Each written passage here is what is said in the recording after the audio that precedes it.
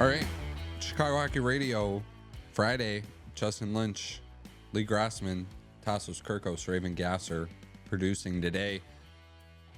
Happy Friday, everybody. Hawks coming off back-to-back losses. Game against Minnesota on Sunday.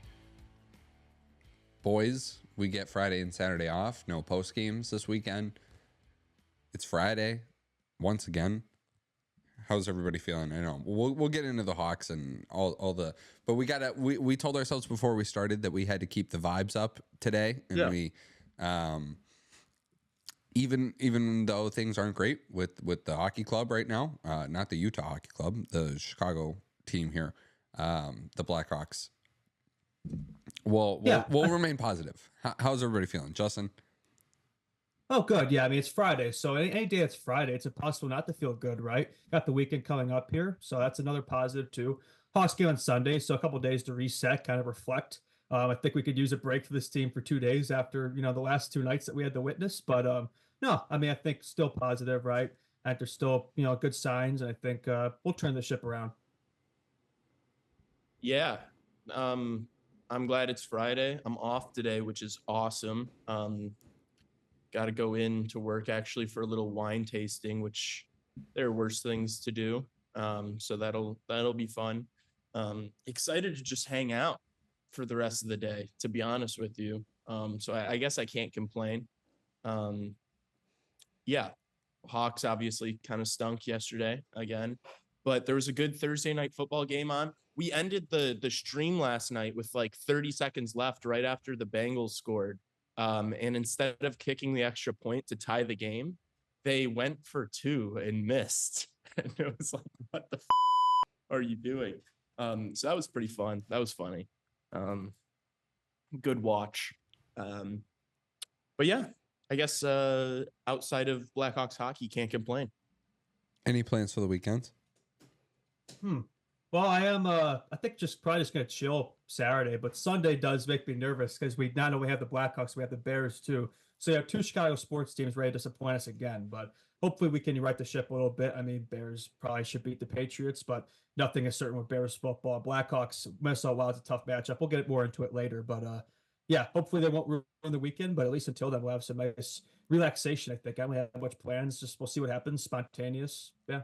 Did the Bears sell a little bit? They just sold Khalil Herbert. That was it. They're like third string running back who they decided to not play at all this year. Okay. They traded him to the Bengals, but I don't think he played at all last night. So, yeah. Today's the day off for the Blackhawks. So, any day off thoughts? Well, I do know the next episode of Every Shift is dropping today, so I'll be interested to see what that's like. We could probably talk about it on Monday, but I know it's probably just break down the first month of Blackhawks hockey plus. But I think for the Hawks, definitely could use a day off, right? Just to kind of look where this team's at right now, kind of figure out right line combos for Sunday, things like that. Get a practice in Saturday, work on some things. Definitely this team has a lot to work on, especially at the starts, which we'll get into with some of the clips here. But that's kind of been what this team's main frustration point for me is just playing a full 60-minute effort. At times the team looks locked in, at times they're not. Just being more consistent. Yeah. Yeah, you got a couple of days off. You have a couple days to prepare. You're back at home. Don't start slow. Like, you can't keep doing this. We've talked about it a little bit, but it's like actually insane. It's like every single game they're starting slow.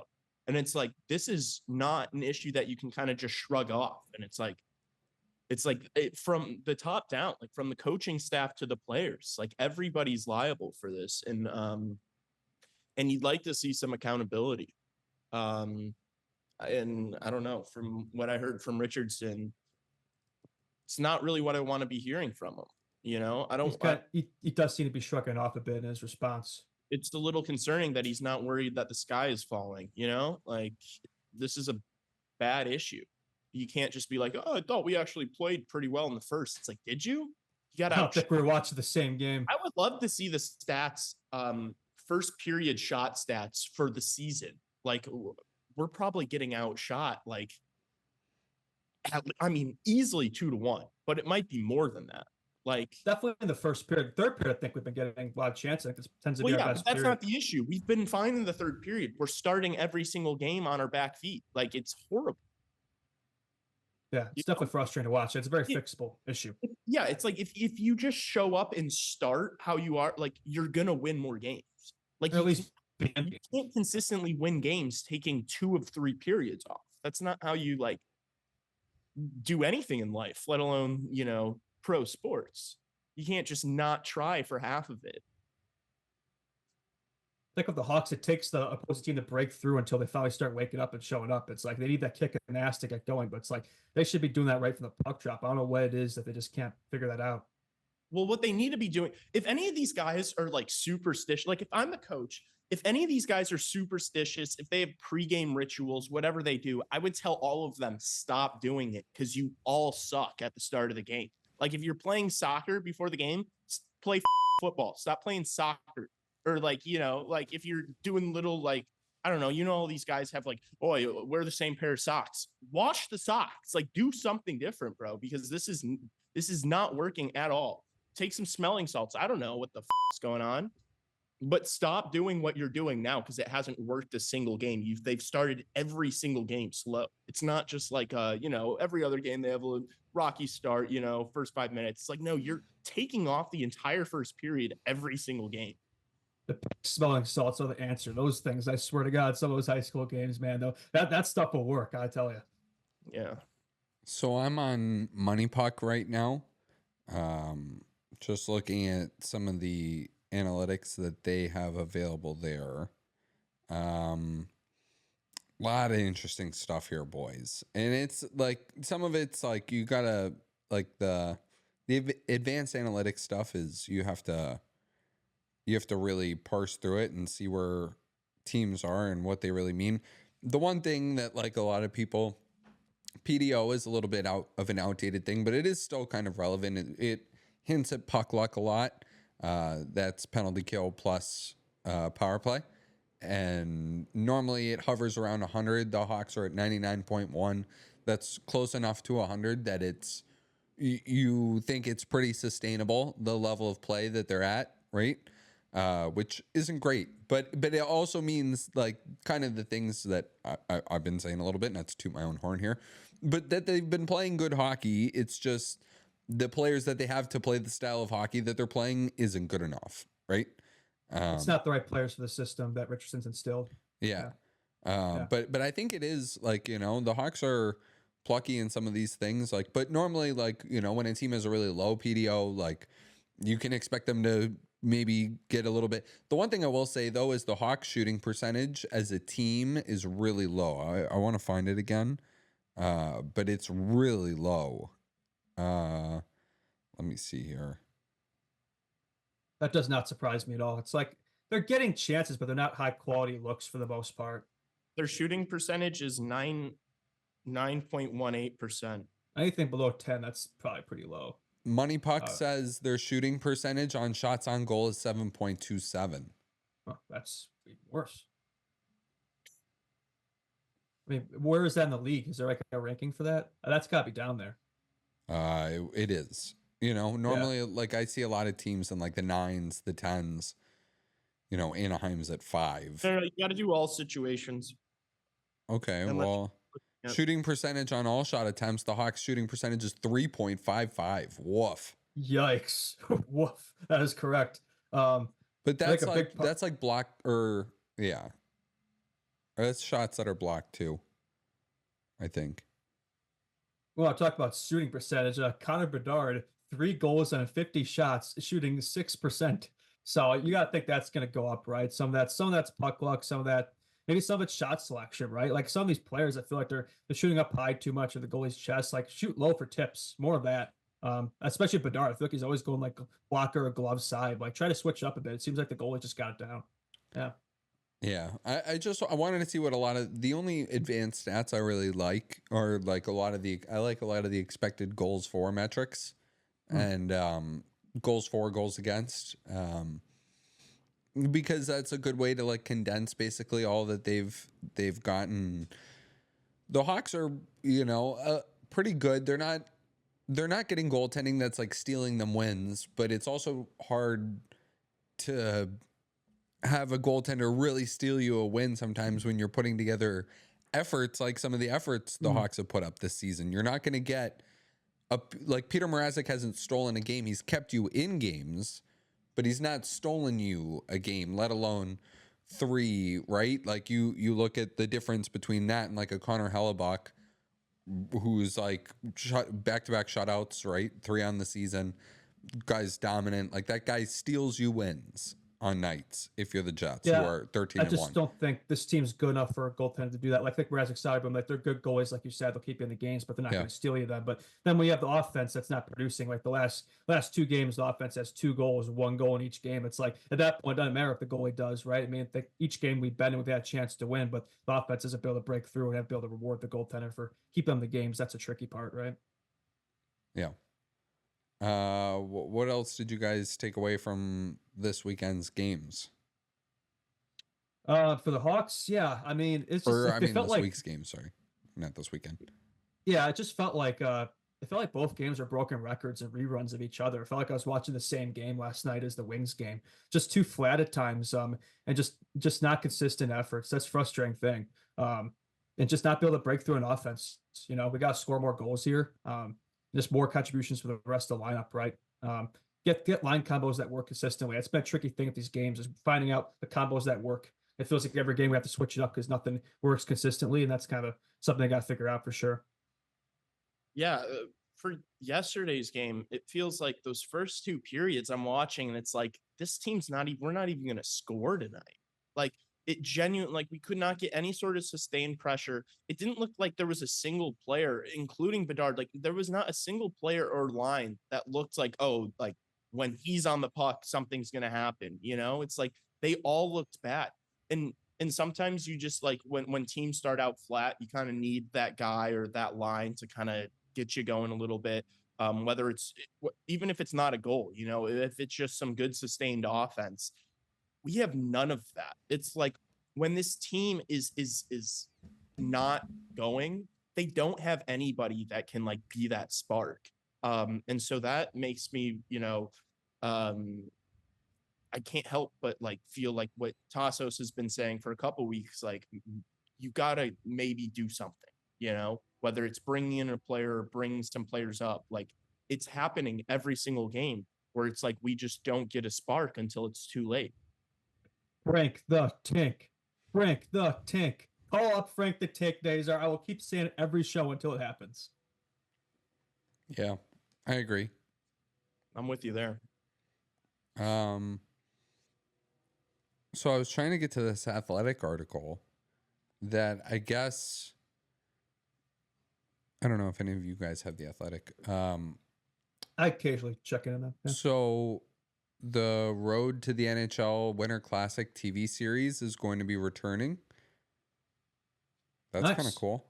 Yeah, that'll be fun. I always enjoy. Well, it's especially enjoyable watching that. We'll get more behind the scenes with the Hawks, this Hawks team, in addition to the every shift episodes there every month. So that should be interesting, right? Just kind of hype up the Winter Classic more, get more in depth with the Blues too, the opponent, and that's gonna be a fun month, December. A lot of hockey. The Winter Classic is gonna be absolute cinema. I'm looking forward to the official reveal of the jerseys. I think it's legit, but until it's actually revealed, we don't know for sure. But if that is what those jerseys look like, they're gonna be so nice. But I'm just so hyped for that. It just gets me excited for the Winter Classic. I'm just worried that this team won't be very fun for that. Yeah. Depressing. Like it's just losing every single game up to the Winter Classic. Then it's like, oh, let's see. I wonder if they're gonna win this one. Like, maybe that'll be the boost this team needs. Yeah, I don't know. It almost feel like this came. I almost feel like this came a little early in the Bedsy era. Like I saw that, I was like excited for it, but it's like it's not like the Hawks have been the Winter Classic like 4 times before this. It's like I think this would have been better, maybe a little later in the Bedsy's term. The team is better, right? Instead of where we're at right now. But hey, I mean, it's Justin, just still I'm sure he's gonna get another one before. I was gonna say, you don't think the Hawks? Yeah. This is all about money, baby. This is. Yeah. I know why. I'm just saying, like timing wise. There will be plenty of outdoor games and marquee games that feature the Chicago Blackhawks over the next 10 years. No matter how brutal or grim or dark or depressing or boring the season gets, something that we do need to remember is that we have Connor Bedard. Like, and this is the Chicago Blackhawks. Yeah. And Chicago, like At Yeah, this is least the San Jose Sharks. yeah, we're not the Buffalo Sabres, where we're just in Midland and in a bad, not to rag on Buffalo. Sorry there, Tassos. There's some But great people out in Buffalo. there's That's some the thing, good like, I people out always stand on for there's the some people of great people Buffalo. out in Buffalo. None of them are on the Sabres. So I'll That's say a that. great point, Lee. Like, imagine how much worse, like, our situation, our future would look if we didn't win the draft lottery in 2023. Like, we have that generational piece, which is the hardest thing to acquire for a franchise, right? And we're getting those building blocks, and most of those building blocks aren't even on this team right now. The majority of them are in Rockford in juniors. So it's like, for those people online who are saying, oh, the rebuild isn't working, how can you say that? How can you say that? This is a transitional season. Anybody who has a hockey brain could see that. So there's really Yeah, no reason to be this is short-sighted here. It's what a rebuild is. Like, you're Mhm. gonna be bad during a rebuild. We're not And rebuilt. We're rebuilding. Like, I know, like, look at this draft. One more big haul. I'm telling you, that's all we need, baby. I will admit that the frustrating part about it is that we thought we'd be further along than we are, because it's like all these guys are still in Rockford. You have a team that's underperforming, that's frustrating, that's not fun to watch. Obviously you'd like to be a little further ahead.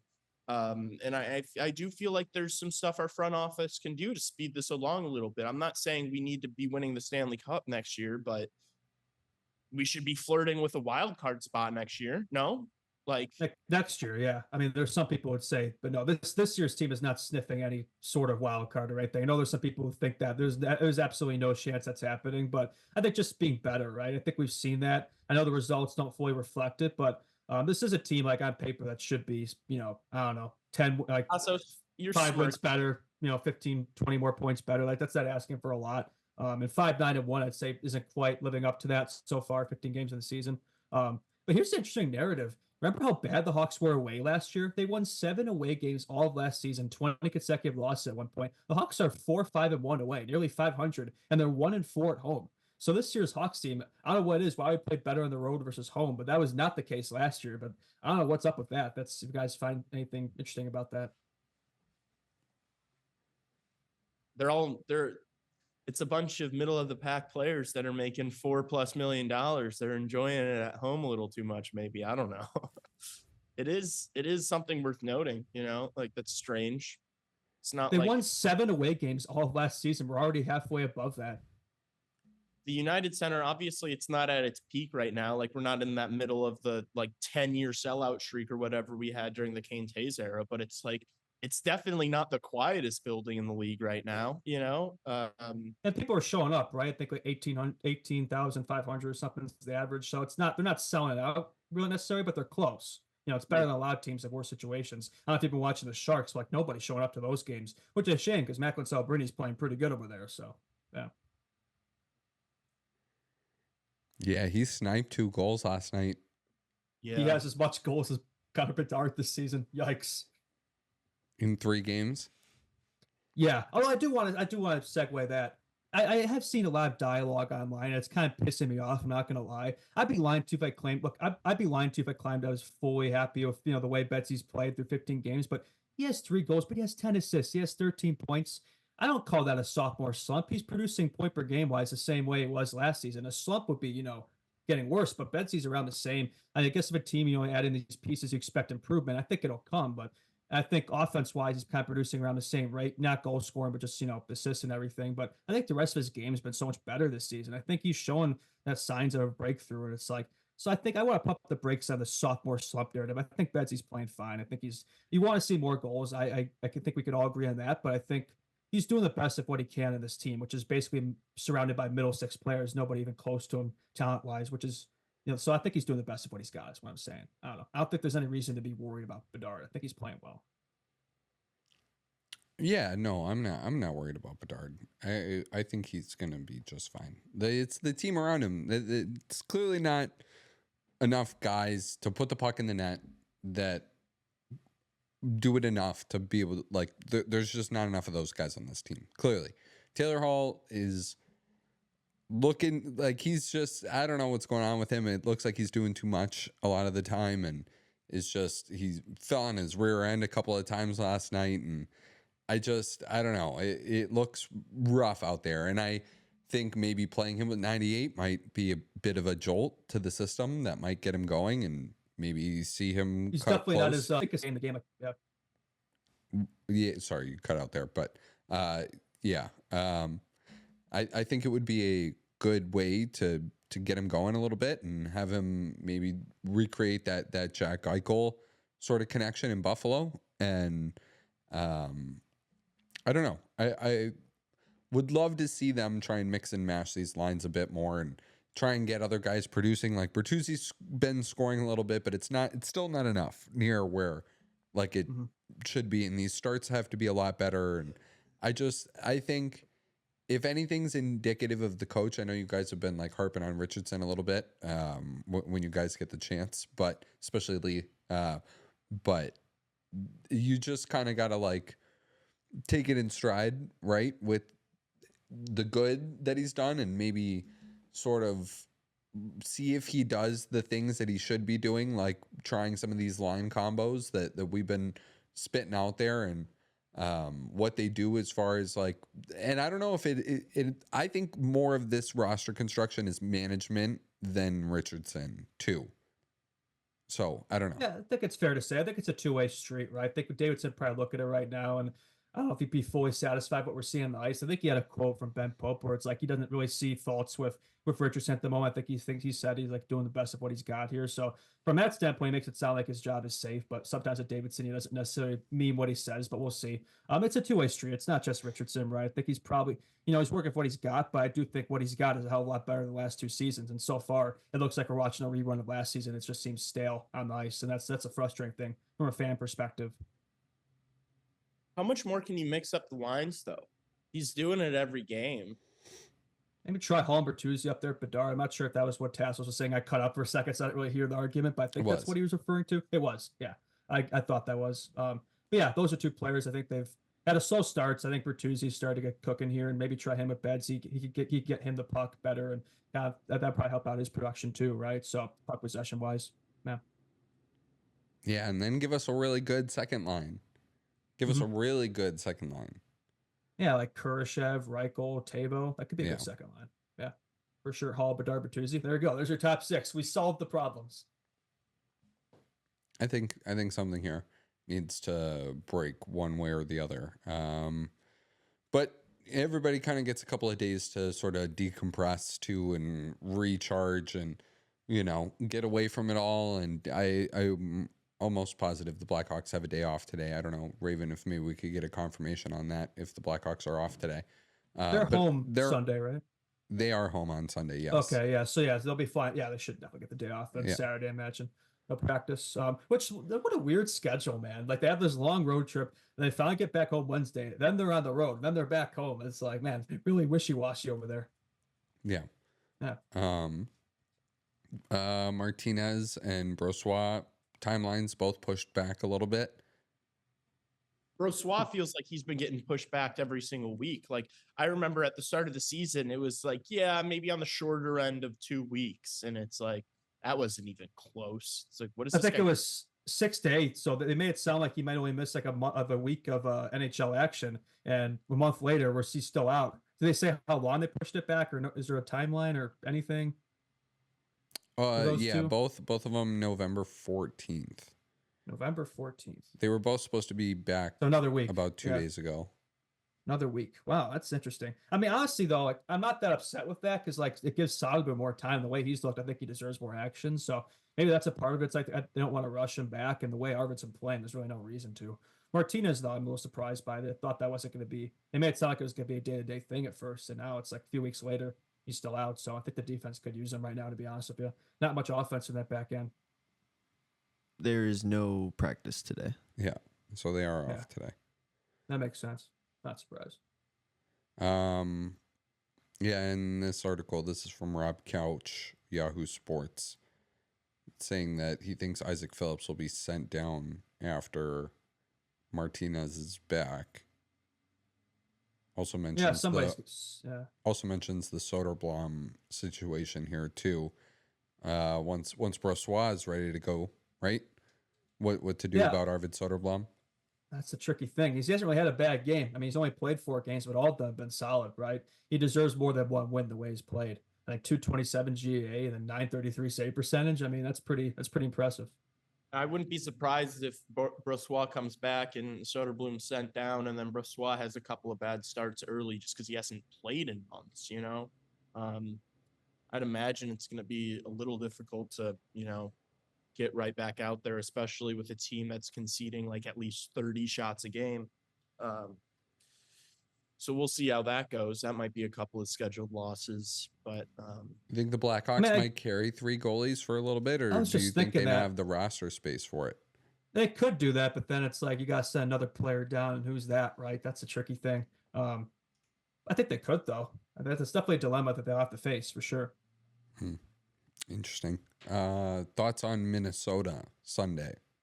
Well, they're 9-2-2, right? They've been a lot better than I expected. I'll admit they're a team I wasn't really sold on going to the season, but the way they've been playing, I was wrong. I'll bet that. I'll be the first person to admit when I'm wrong. So, yeah, it's gonna be a tough opponent, but I don't see this as a scheduled loss. I mean, Jesus Christ. What? No, but the Wild have been, one of the best teams in the league at the start, and Kaprizov's looking like one of the best players in the world. I feel like I keep seeing stuff about how their GM saying like they'll give him whatever he needs. All right, Tassos is back. There we go. No, but yeah, I mean he's playing phenomenally, and he's gonna have next year's a contract year. So yeah, that guy's probably gonna make a bag. Unfortunately, though, everything I've heard is that it's not going to be likely that we get him. Unlike Mark Lazarus, no more delusion. Yeah, no more delusion. Common Mark Lazarus. I'm just kidding. Yeah, I think he's having a hard enough time this week. I won't say why, but yeah, no, Hawks. Wow, definitely. That'll be a tough one, but again, 2 days off, right? So I don't really see any excuses here. We got a home game. We've won 1 out of 5 home games. Like, let's get a win here. I don't care if that's the Wild, right? I know they've owned us in recent memory, especially the preseason. We got absolutely curb stomped by them twice. I know it's a preseason, but that's a team that's looked solid. But for you, the Hawks, like we need a statement game here, right? After 2 consecutive frustrating games, we need a statement game, a response. Hopefully, we'll see that Sunday. Yeah, right. You'd like at least. Any other thoughts before we cut it to NHLer? Oh, I got 2 Ice Dogs games to look forward to today and tomorrow, so that should be more entertaining than this Blackhawks team. So hopefully they'll play well, and maybe we'll see somebody from that team on this Hawks team at some point if things keep going the way they are. I think this team needs to make an adjustment, whether like Tassos said, it's a trade or a call up, something. Oh, something. We do have these clips. Do we want to hear them? Oh, sure. Let's play Bertuzzi on the bad starts first. Yeah. Hey, Tyler. The last 2 games you played here in Dallas, you've been pretty noticeable on the ice. So what is it about your game that you notice when you're really clicking? Just getting in on the forecheck, trying to create traffic in front, trying to get around the area and trying to get some of those pucks and bang home. What made it so difficult in the first half of this game to get to those areas? Was it something that you guys were struggling to get to the front of the net, or was it something that Dallas was doing to keep you away from those areas? Yeah, I mean, we weren't ready to start tonight. Obviously, we made a push in the third, but that's too late. We needed to be ready to go tonight and play full 60, and we came up short. What do you think the key to getting those better starts is? Just focusing, getting ready, knowing when the pucks can be dropped, and just work ethic. For your first shift of the game, just go hard, keep it simple, and plays will come from that. You guys had 5 shots on goal about halfway through the game. Is that just a byproduct of that start, or was it? Yeah, probably a little bit. Yeah, we need to shoot more. Everyone. Whether you get it to D from the top or a 4 getting in the slot. We can't just try to be making the cute play. We just got to shoot it and get some rebounds. Mentions cute plays. Mentions more shots. Does it with kind of a smirk on his face. Maybe knows that there's more there. Maybe I could sense a little, I don't know, the sarcasm's the right word, but like maybe even he's not fully like believe in what he's saying at these slow starts. It's like it's clear there's an issue there, right? Bertuzzi's such a guy too. Just watching him, a really interesting character. But yeah, I mean, it's definitely something they gotta get figured out for sure. I'd be interested to see what Richardson has to say about it. Yeah. You want to go to Richardson, Lee? Did you have a thought on Bertuzzi?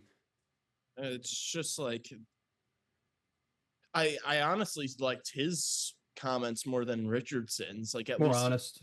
at least he's acknowledging that it's an issue. Well, let's listen to Richardson, and then we can compare maybe the two. Coach, what did you think of the start tonight? I thought our first period wasn't that bad. I think it was more they were really good. You have to give them credit. I think they won more than 75% of the face-offs, and they're a fast team. So when we start out without the puck, I think that's a hard thing. We're chasing the game quite a bit.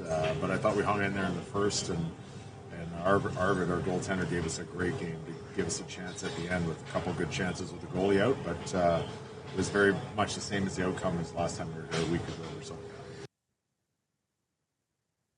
Can we just roll right into the second clip? Yeah, that would be cool.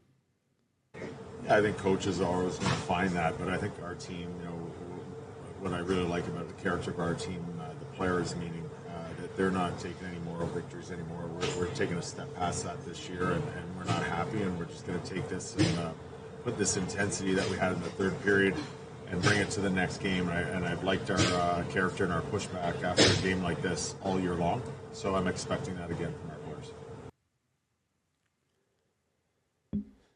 Yeah, I don't know. A lot of Dallas is really good. I don't know how much I love that kind of talk. I don't want to hear the excuses. I mean, I don't think we were watching the same game there. If you think the Hawks got off to a decent start in the first, you don't really seem to be acknowledging that's an issue. At least Bertuzzi's being honest, like Lee said. But I'm disappointed to hear that. Yeah, and Jones said the same. That Jones admitted it too, and they asked him, like, do you think it's more like that something that like Dallas or some of these teams are doing earlier? Do you think it's something you guys are doing? And he's like, look, I don't think any of us think that like we're not capable of starting better, or that it's out of their control. Like he literally said that. And Richardson, thought we actually had a pretty good first period. It's a good team, and it's like, dude, you do this every game. Your guys do not show up. You've got to acknowledge that and do something about it. It's not a perfect thing, like you said. It has been something like every game. I think there's been 2 games. I think the Avalanche game and the Sharks home opener, this team actually got off to a good start. I think every other game this season, at least the first 10 minutes of the first period, have been something this team struggled with. Yeah. All right.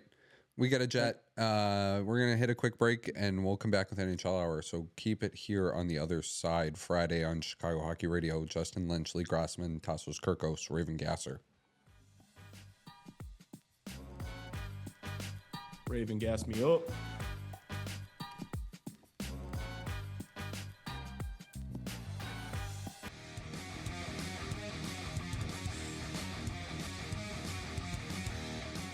All right, NHL Hour, Chicago Hockey Radio, Justin Lynch, Lee Grossman, Tassos Kirkos, and Raven Gasser. Thanks again for joining us, everyone, wherever you're from. I haven't done the plug, so I will do it now. Please subscribe to this podcast. Please follow us on Instagram. Please leave a 5-star rating on Spotify and Apple Podcasts. And if you're watching us right now, please also leave a thumbs up when you're hitting that subscribe button too. But the 3 main ones: subscribe, follow us on Instagram, leave a 5-star rating. Also, a new one to throw in there: downloads. If you download us. If you're going on a plane ride, you're not going to have Wi-Fi, download the episode. That helps us out a lot too. Or when you're listening, give us a download too. But share it with a friend and, put it on your social media story. Tag us in it. Tag us in anything. We'll show you guys some love. And you guys have been awesome. We might do some questions later on. We didn't get as many this week. So keep sending in your questions, please. And we will read them on here. No matter what they are about, they can be as preposterous as, they could be off the rails, and we'll probably read them. So I will tell my followers to ask off the rails questions. You could get anything, man. Oh boy. Oh gosh. I wonder who the first person is going to be to listen to Chicago Hockey Radio on an airplane. The Mile High Club. I'll listen to Chicago Hockey Radio in the background. If you've already listened to Chicago Hockey Radio on an airplane, let us know. Yeah. Actually, are you guys big into that raw dogging flights thing? We need pictures. Somebody holding up CHR on an airplane. That would be cinema. Mm-hmm. Right. Somebody's gonna do it. So I know this is NHL hour, but I forgot to cover this on the morning show today, of which Justin was a guest on today. So shameless self promo for my morning show, Good Morning Hockey. It is a hockey morning show, pretty self-explanatory. And Justin came on today, and we talked a little bit about the Hawks for a second, and then I was like, you know what? We talk so much about the Hawks. Let's just talk about some random NHL teams, and we did that, and it was kind of fun actually. I enjoyed that. I thought that really well. Well, for sure. Yeah. If you're all listening to this right now, first thing you do after this show ends, go listen to Good Morning Hockey from today and hear me and Tassos rip it up with NHL for sure.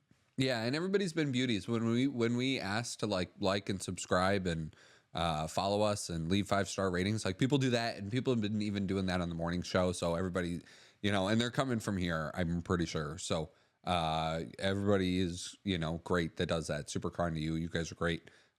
Keep doing that. It helps us grow, and it helps us keep being able to do this. And yeah, makes it even better, right? So for sure, appreciate it. Did want to get into something that wasn't NHL related. We've talked about this a little bit on the show. I forgot that we talked about this, but it was made official. The NCAA has voted to allow CHL players to play in the NCAA starting next season, 2025-2026. This has already kind of been in the works for a while now. A few USHL players have left their USHL teams to go join teams in the CHL. Blake Montgomery was one. He went to the London Knights, so he's a Carolina Hurricanes draft pick. He's a Sens draft pick. Sorry. But there are players that are going to continue to do this. The USHL put out a statement. I could read it. But it basically just said that they were committed to being the premier pipeline for the NCAA, and that they've produced a large number of U.S. College hockey players. They've produced a lot of NHL talent. And the USHL has really dominated a lot in some circuits, and part of that is the growth and the success of the NTDP too, and that model. And I think Hockey Canada is kicking themselves for not having created a similar model 20 years ago, but they didn't. And now, we're going into this Olympics cycle looking to be the favorites if NHL players actually do go, which I think they will. And I don't mean to be long-winded here, guys, but this is just kind of a big deal here, and I did forget to talk about it this morning. And I just I want to get your guys' thoughts on it too, just because it is going to raise the level of college hockey here a lot. We're going to get these 18, 19, 20-year-old 21-year-old freshmen coming into college hockey and having already played 3-4 seasons in the CHL, which is really good hockey. And it is going to raise the level of the NCAA. It's going to really dilute the talent pool of, junior A circuits and therefore junior B circuits. It is going to raise the talent level of like Division III hockey here in the United States too. And ACHA, Justin repping USA Hockey today. It's a good day for it. I just knew you were going to talk about this. That's why I wore it. No, I had no idea. Yeah, no, it is like the strength of it, and why I never understood the reasoning why CHL players weren't allowed to play was because CHL players are paid a little bit, and there is like a lot of like lawsuits that have happened between like CHL teams and former players that never really made it to the NHL and still are hurt from having played in the CHL, or experience like hazing or different things that happened, like really just had bad experiences in junior hockey. When you think about the idea of it, like having to uproot your life and move away and to a different place that sometimes you're not picking your situation, you're not picking your destination and where you're going and your coach and your team, and it's kind of predetermined for you. There have been lawsuits and stuff to try and get this thing going, and they pay their players a little bit, but so in the NCAA's eyes, they always considered that like professional hockey, but that's not really a thing. And especially like there are Like Vancouver Canucks first rounder Tom Willander, defenseman for Boston University.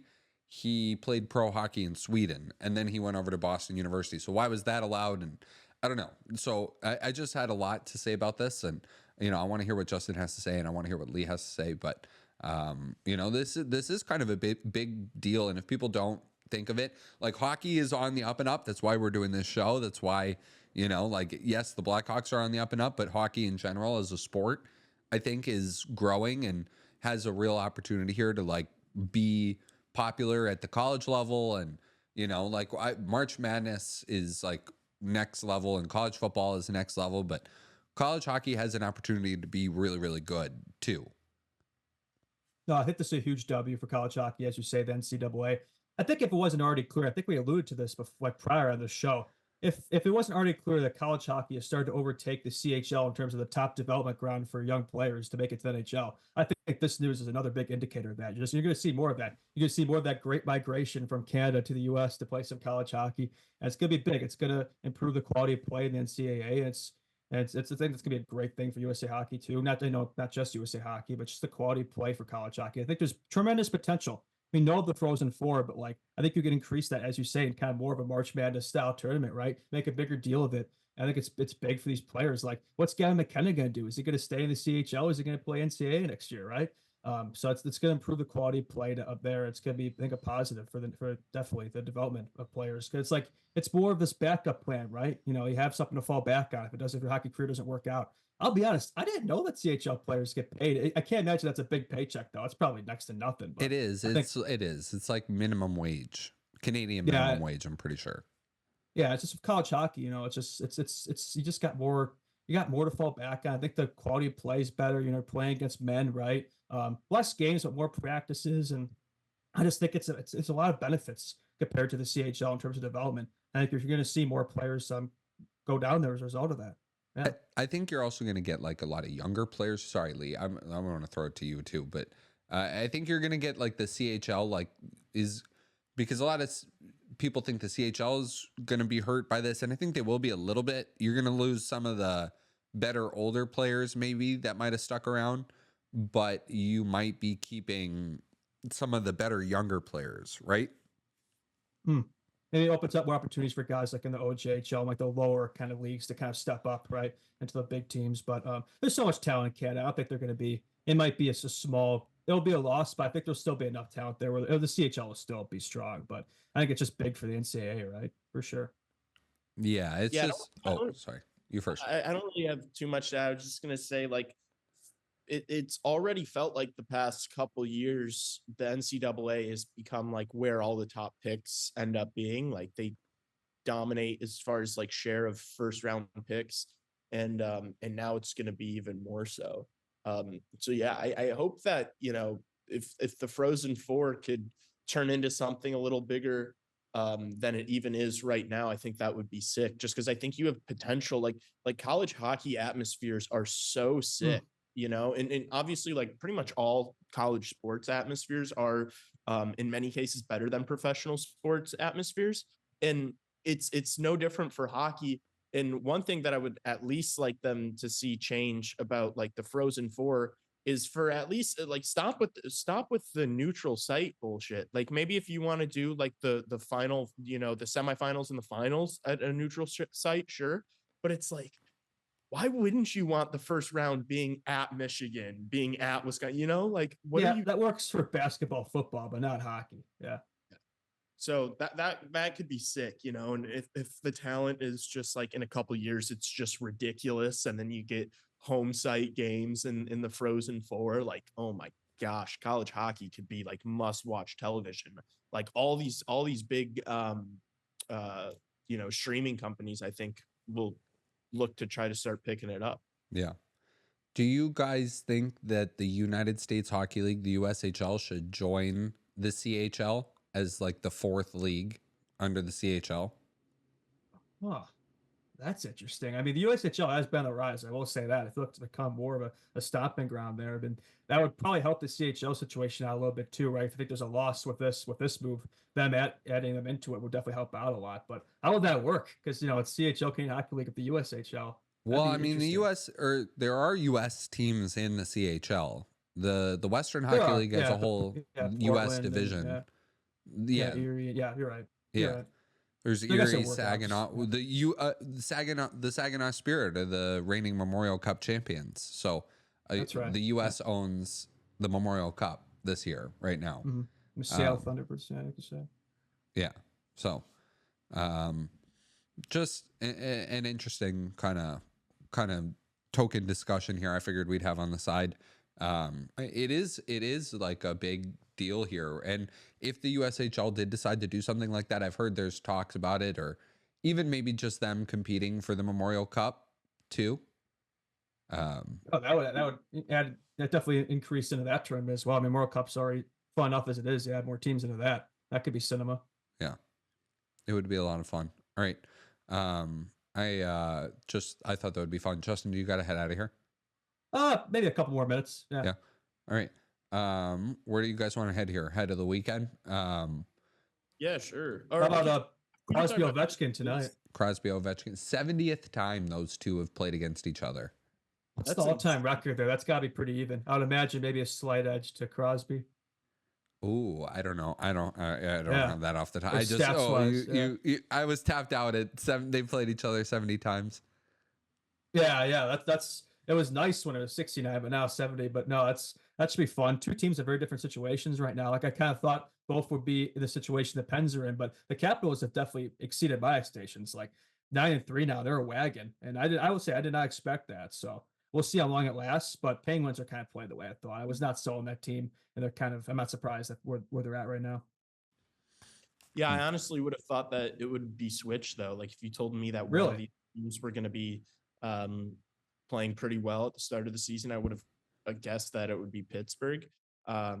Yeah, I don't know. Well, it'll be interesting to see this year if it's sustainable. I'm just not super high on like the top end talent that the Capitals have still, to be honest with you.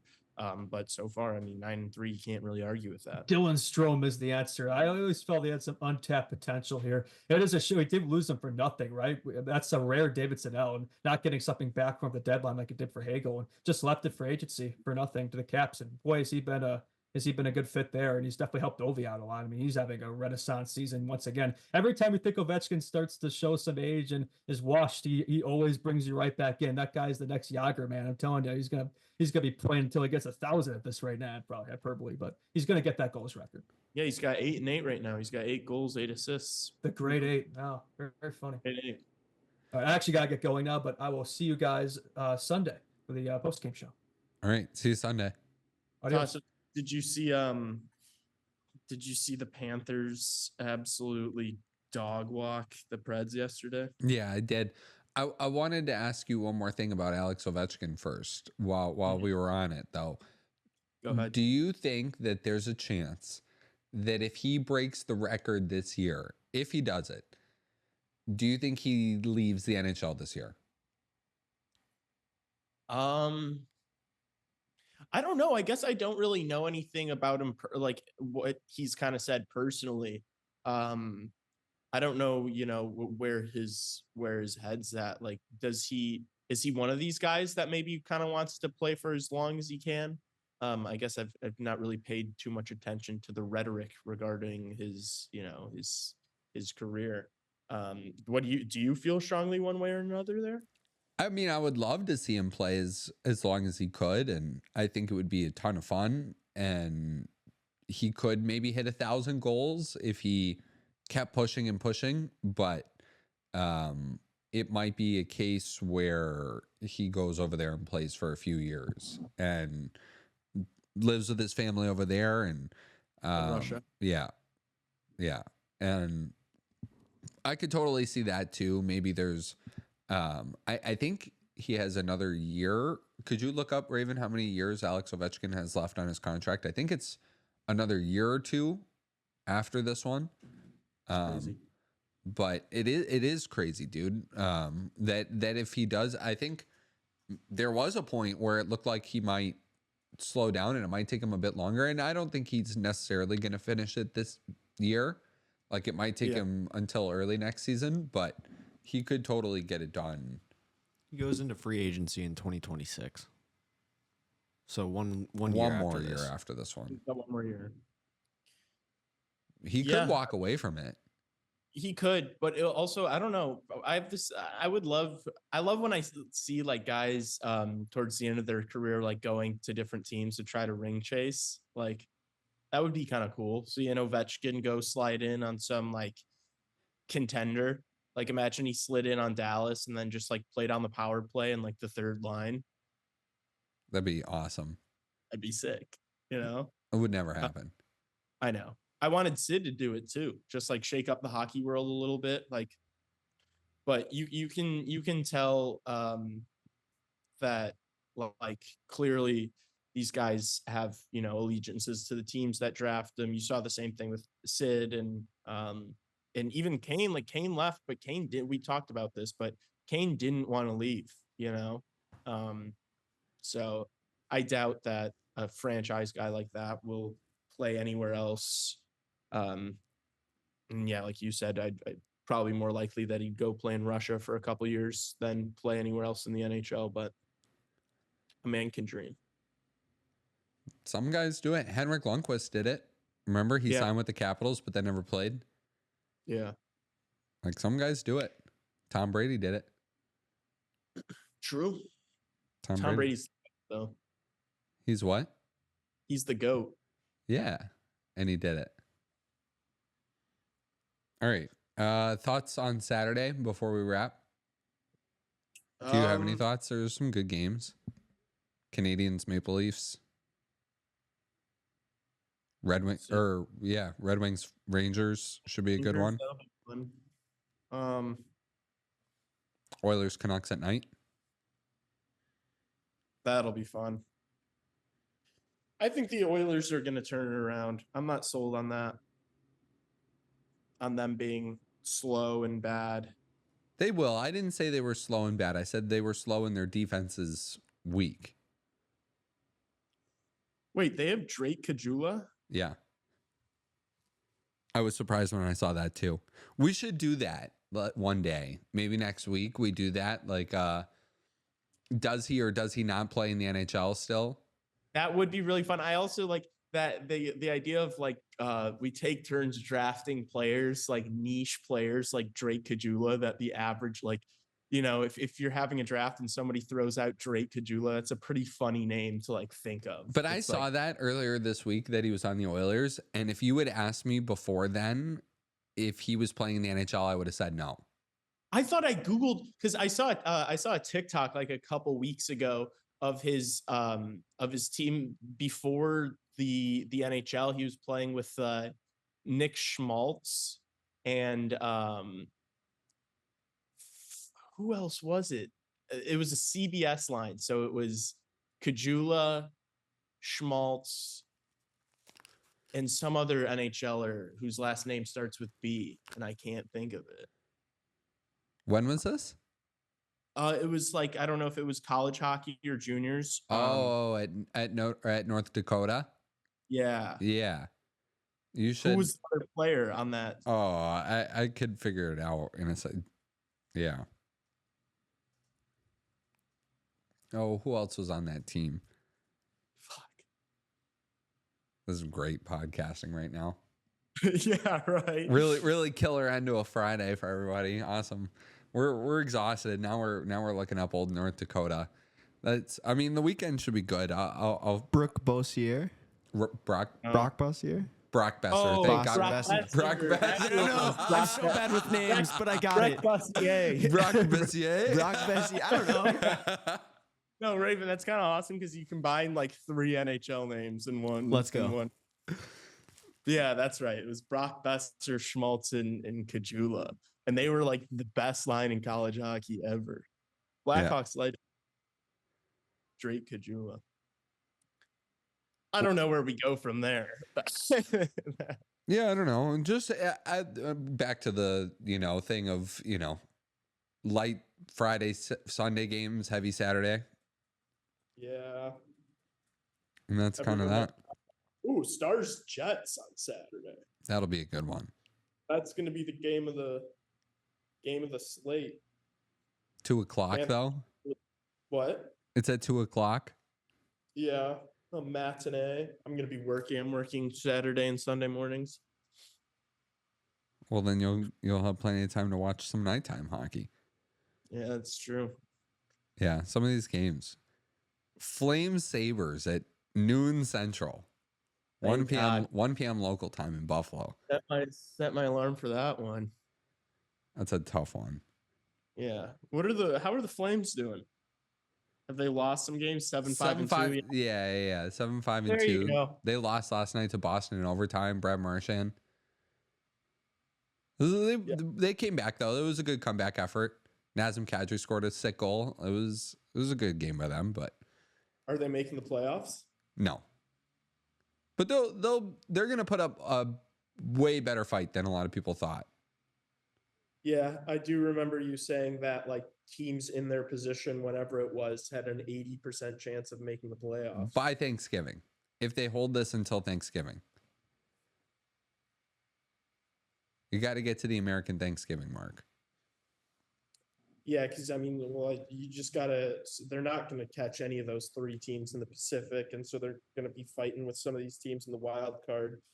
Yeah, you got. I mean, you still got Edmonton and Colorado, and They're the first wild card right now. yeah.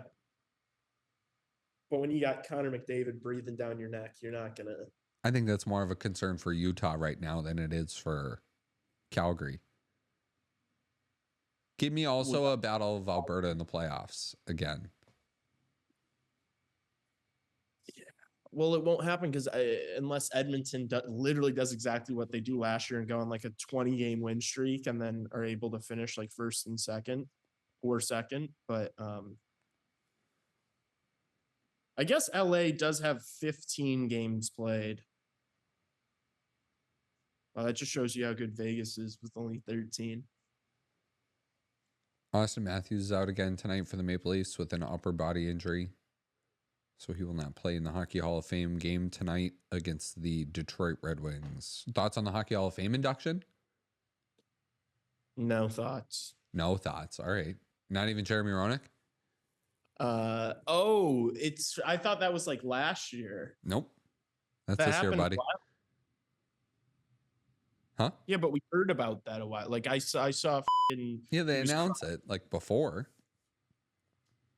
I don't even know the whole class, to be honest with you. That's why I said I had no thoughts. I'll pull up the full class. This is elite podcasting. You guys don't want me to read all the names? Do you have them right in front of you? No, but it would just be funny for me to butcher them. Pavel Datsyuk, Shea Weber, Jeremy Roenick, Chrissy Wendell-Pohl, JR, Natalie Darwitz, David Poyle. Some legends. Yeah. And also Colin Campbell is going in. Not a legend. Different discussion for another day. Yeah. All right. You want to end the show there? Yeah, don't have much more. Thanks for watching, boys. Be sure to like, subscribe, leave us 5 stars. Boys download, and girls. and girls. If there's any. Yeah, sorry. Listening. I'm sure our female audience is quite vast. I'm sorry to you ladies watching the show. Be sure to download and send us a picture of you watching or listening to CHR on a plane somewhere. To be the first, we'll post you and shout you out on the podcast. Post notifications on, follow us on Instagram at Chicago Hockey Radio. Follow us on TikTok at Chicago Hockey Radio. Tell a friend. Tell a friend, DM us questions, leave comments on posts, talk shit, be nice. Subscribe. Please. I'm starving over here. Sunday post game, Monday podcast. See everybody then.